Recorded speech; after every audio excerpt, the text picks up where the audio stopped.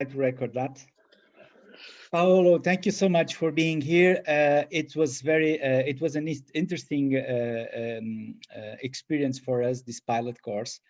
And we are very surprised about you taking such a significant role in the group. Also, you took a number of good initiatives for the well-being of the group. It shows that you are an experienced facilitator.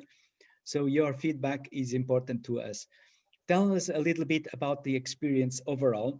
What was your impression toward what was promised and what was delivered? Thank you very much, Paul, and I also thank Peter and Jeremy and everyone else who attended the course because, as you know, any experience of training for us, it keeps you reflecting, keeps you thinking. So I really enjoyed it, even if we have a really busy schedule to fit the different times and so on. But it was I always learn a lot, and it has been especially enriching because I like very much all forms of digital facilitations since the past. So I was adding more tools and also seeing the topics that I kind of knew intuitively, like the ones on how to deal with adults and so on. Seeing the theoretical background of andragogy helped me to frame some of the things, you know, to kind of put the patterns, put the theory where I had the practice, kind of thing. Ciao. And so the topic, the general overview, I think in terms of documentation, it was very good. You had a lot of interesting material, the slides and the preparation and the use of the questionnaire. And in that sense, HowSpace was helping us to connect, to be present, and to have some information before and after. I'm not going through all the things I think were good and maybe what can be improved. You can also ask me later. And in terms of the sessions, you were walking the talk. So you were practicing what the andragogy circles teach, you know, to do things and then to apply them. It was very important to have real other experienced facilitators joining, digital facilitators joining that could be advising when we were doing the rehearsals, because the time of learning them practically probably could have been a bit deeper, you know, when you describe the different, all the different tools and all the different processes that within group map, because it's highly sophisticated in how many levels of maybe that could require more time, I would say, one extra session just to not only both to learn the different frames, the different maps, you know, you already have a lot of and also to see how they work behind, because I was learning that by doing, and I was learning it by practicing with the others. And it was the best way to learn, because I said, okay, how do you do this? How do you do that? And someone was explaining, especially Thomas was really valuable in all the sessions because he was adjusting. Am I answering to your question, or do you want more? No, perfect, Paolo, perfect. I think you tapped on the important issues there. And so in case something would be improved in this next edition, you already say more time with group map tools. Is there anything else that could be improved?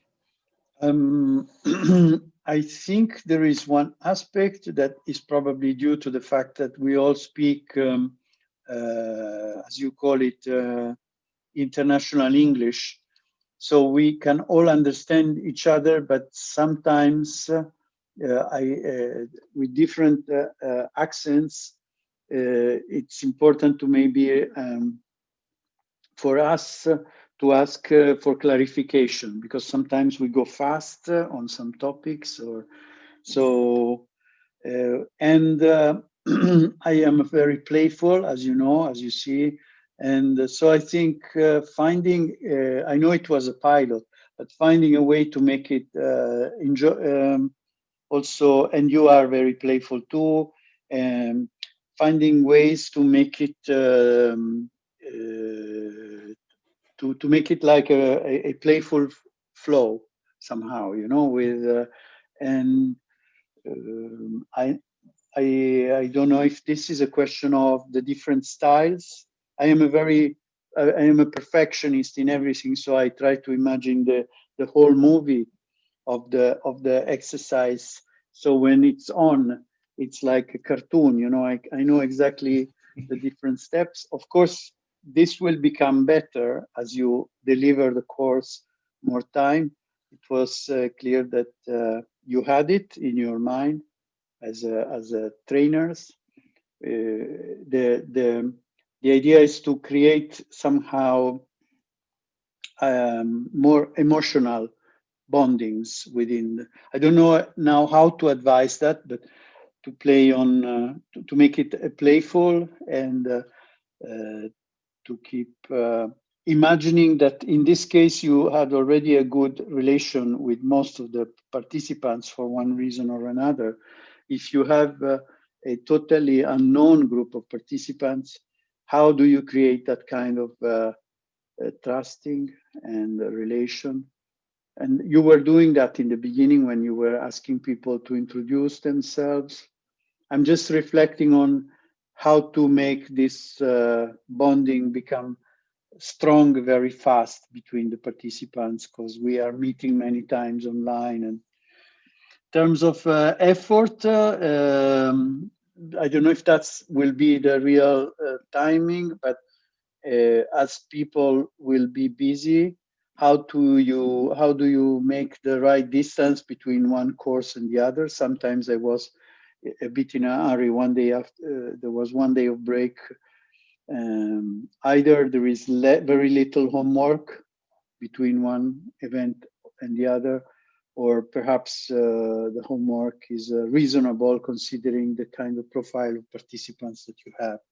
So to maybe the asynchronous part is a question mark. You know, how much asynchronicity can you add, considering the fact that these are all professionals, or they are, and of course, is it good to do it on Saturdays? Is it the only residual day that people have in their busy schedules that they can find as free time? And because then that cuts out the rest of the work-life balance time on those days. And the tool is very good, and I'm practicing, and I'm thinking of applying it. In terms of usability, I'm still reflecting on large numbers, and also on the fact that the text, when you want to read it out in plenaries, is very small. I mean, you can enlarge larger ideas, but then the smaller ones become even more small. So you create. So I'm just thinking as a user and as a crash tester of what could be done to improve the mechanism.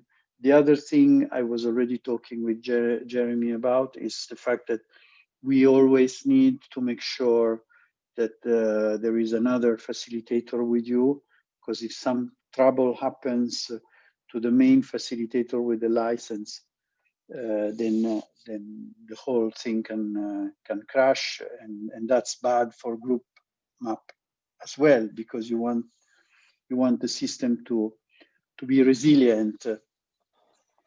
And so I think the floating licenses probably is a solution. So or bonding of licenses. So if I have a license and you have a license, I often work with more facilitators, so how to make sure that there isn't, if we have a license for two, I cannot attend because I'm using another thing for an event. Another colleague of mine can use the same license, but only for the time that I only maximum two licenses at the same time, if you see what I mean, not multiple use of people with. So that is something that I would reflect on in terms of making it um, in long term, making it a possible reasonable investment for consultants, because otherwise it can be quite expensive as a yearly cost. The course in general, yes. I don't know if you should have more than 10 course participants, because online, when you want to do the exercises and something, there probably there is a top number of people you can manage in 2 or 3 hours. I think after all we were a good number. You could have had another 2 or 4 people, like it started. And it was very important and interesting to do the assessment together, because that trains you to work in the team as co-facilitators. I don't know how you do the evaluation of the assessment when you have two people. It's much more difficult, Paolo. Yes, much more difficult.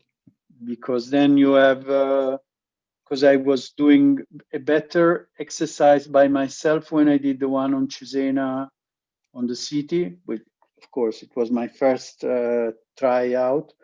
And then in the other one, I was taking much more of a back office position. I was only doing 1 or 2 things and giving more space to Lynn.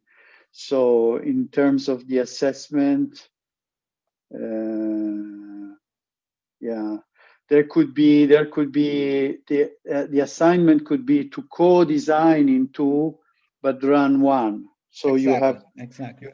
you could have the practice of preparing, so that the other one is also the success of the other one is also your own success.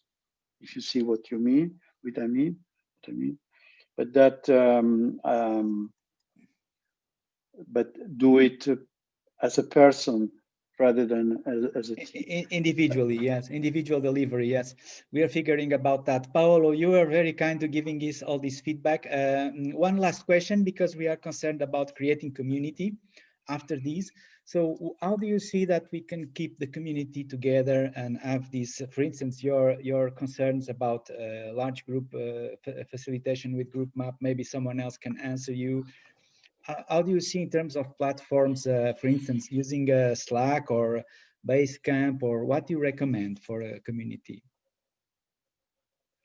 Well, I have a Basecamp, and if it can be of some use, we can create a group on Basecamp if you want. I have the Basecamp license. So yeah, it's a good tool internally. Other tools like Slack are very dispersive for me. I mean, I like some things of Slack, but you end up with lots of different channels, and so I think in terms of visibility, one could also have a special group under LinkedIn, perhaps, which you only come by invitation. But then in LinkedIn, you don't have the possibility of hosting the folders, materials, and which Basecamp offers. And yeah, I think you need, for a group to be created, you need to create situations where people meet each other as well, because it's not just the fact of getting the certificate that makes you trust other people. I trust much more the ones I did. In a sense, I created a stronger bonding with the ones I did the training with. Mm-hmm. But it's like a class, you know your class from your school, but you don't know the class above or the class below because you were not living day by day with them. So how do we create a class that becomes three-dimensional and goes beyond the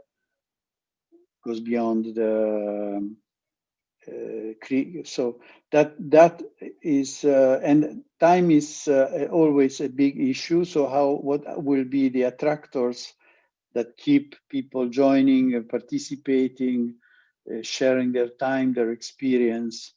And we know from the IAF how much time consuming can be on a voluntary base. A community of practice needs to be also managed. Someone needs to be animating it for it to be thriving. So what will be the factors that make people join and participate? They cannot just be economic market ones. They need to be learning opportunities. They have to be, so that needs some reflection. And yeah, and I'm happy if you want to do some trainings to be one of the trainers in the future, in the sense of participating in with some blending. Would you be interested, Paolo, to be the Italian certifier, so we can certify Italian people?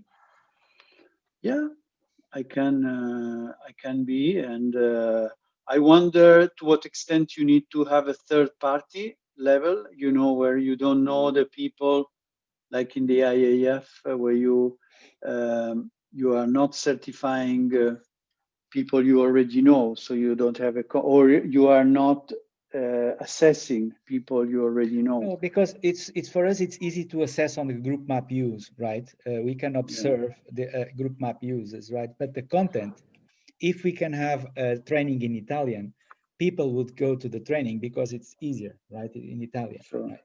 sure. And we can scale a little bit our users there, right? So, but this is something that we are still in the horizon, but I find that in Italy the profession is growing very strong, and maybe this tool can start to be used by other facilitators in different kinds of projects.